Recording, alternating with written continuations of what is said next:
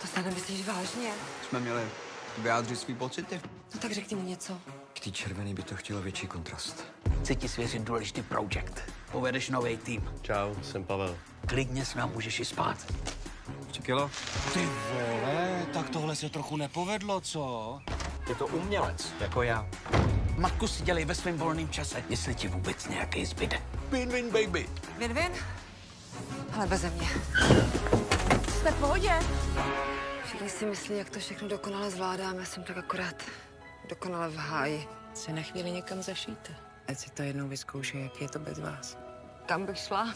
Já vám pronajmu pokoj. Chytej. Kde je máma? Zkoušeli jste ji zavolat? Je nedostupná. Bude pohřešovaná. Co k večeři? Nevím. Vzkazuje, že guláš je ve 3. přihrádce v lednici. Tak ho hořejte. My? Kdo pak z vás dvou informoval babičku?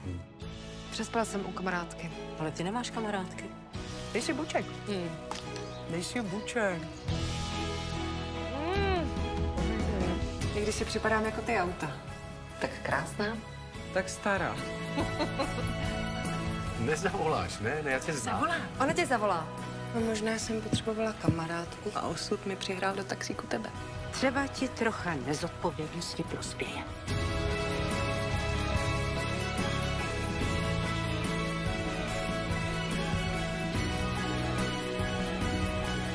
Někdy je dobrý na čas zmizet, aby si zjistil, co vlastně chceš.